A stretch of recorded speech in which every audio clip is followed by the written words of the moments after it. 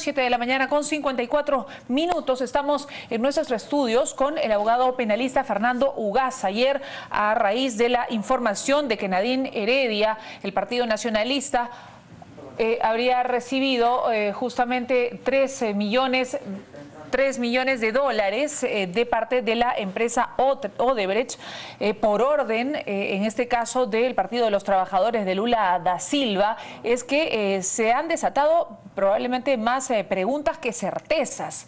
Y una de las preguntas que la mayoría de peruanos nos hacemos es si esto realmente constituye delito en cuanto a Nadine Heredia y al expresidente Ollanta Humala. Recordemos que ambos están siendo investigados por lavado de activos. Nadine Heredia también tiene un tema de usurpación de funciones en el Congreso de la República. Entonces están implicados en varios temas. Lo cierto es que ellos están aquí, por lo menos no están fugados. Y muchos muchos políticos pedían ayer la cabeza de ambos. ¿En qué sentido? En pedir que se solicitara la prisión preventiva para ambos. Corresponde la prisión preventiva por la entrega de aportes para campaña.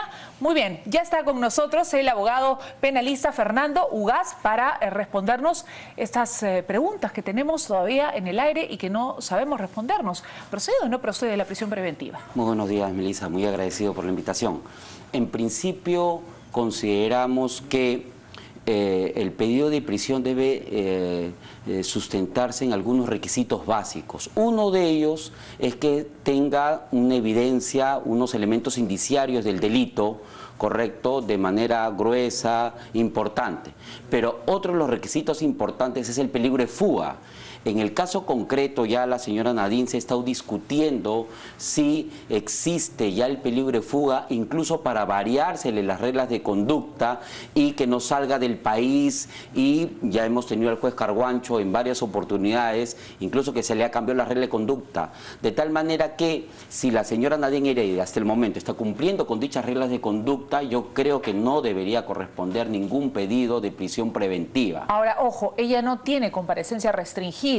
Es decir, que no tiene que estar, digamos, en su casa, ni tiene impedimento de salida del país, no lo tiene. Ella lo que tiene que hacer es pedirle permiso al juez si es que quisiera salir.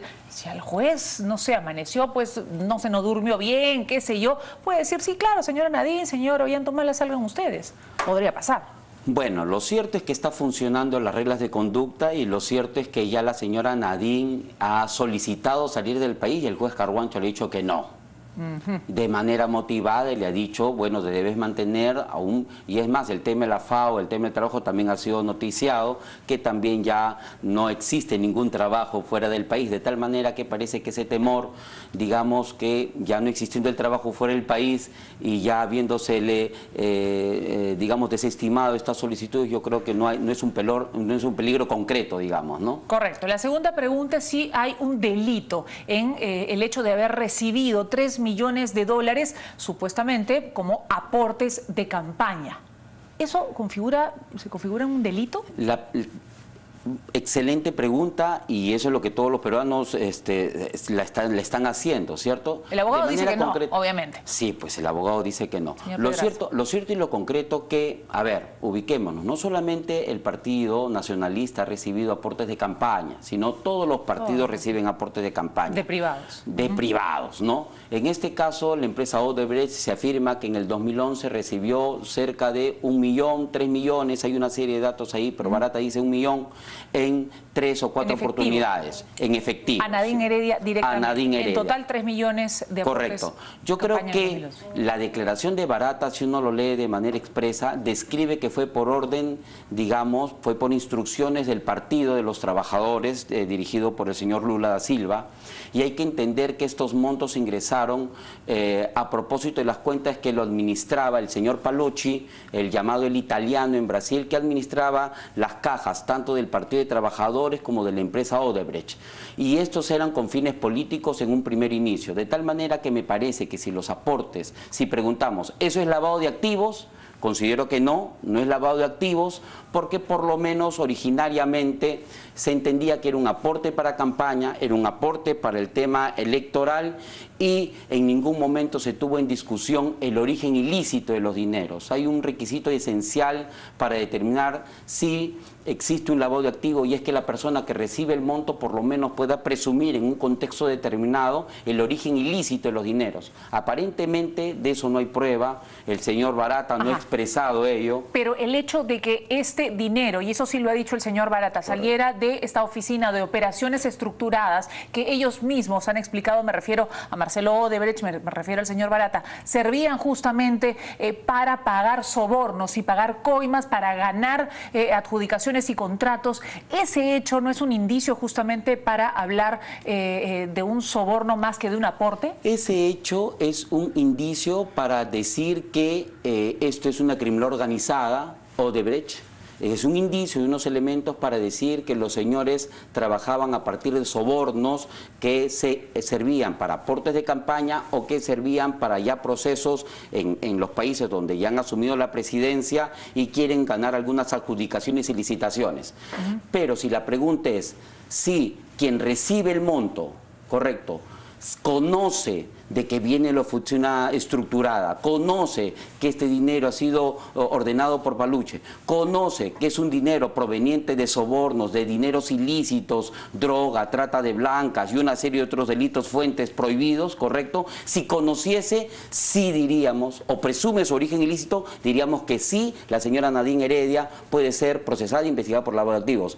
Pero si respondemos que todo ese conocimiento del origen era desconocido en ese momento, o no podía conocerlo, o no podía presumirlo, correcto, en ese momento, plena campaña electoral, donde todos los partidos recibían dinero, tendríamos que responder que no, correcto. Es importante que quien recibe el monto tenga que haber tenido los elementos necesarios que le permitan inferir que esos montos son ilícitos, y aparentemente que en un contexto donde hay muchos aportantes, muchas empresas, etcétera, es un momento donde incluso la contabilidad, como lo ha dicho el OMPE en el informe del 2012, a propósito de las elecciones del 2011, yo que ha existido en general, como en todos los partidos, los temas contables, los temas de aportes, ha sido todo un tema bastante irregular, ¿no?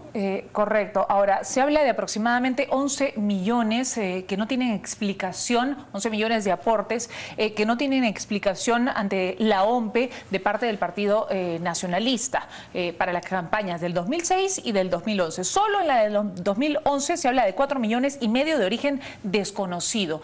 ¿Eso es un delito, por ejemplo? Defraudación tributaria, colusión, en fin, ¿hay algún delito ahí que se pueda bueno, observar? Definitivamente, si hay aportes, si hay montos ingresados, si hay montos gastados para las elecciones, correcto, y no han sido declarados o no han sido justificados, etcétera, ahí hay temas de falsedad en su declaración, ahí hay temas de omisión de declaración, correcto. Incluso también se habla, de acuerdo al OMPE, de una serie de personas que habrían sido los aportantes y al último se sabe que no son los aportantes, claro, lo han negado, etcétera. De tal manera que podríamos decir que hay falsedad en informaciones, omisiones de declaraciones. Estos son temas que incluso por el tema de penalidad ya habrían prescrito por el tema de los años. Estamos hablando de hechos del 2011 y estamos en el 2017, ¿no? Y entonces eso definitivamente, pero me parece, han pasado más o menos, este tipo de delitos tiene entre 4 años más o menos aproximadamente, ¿no? De pena privativa y libertad.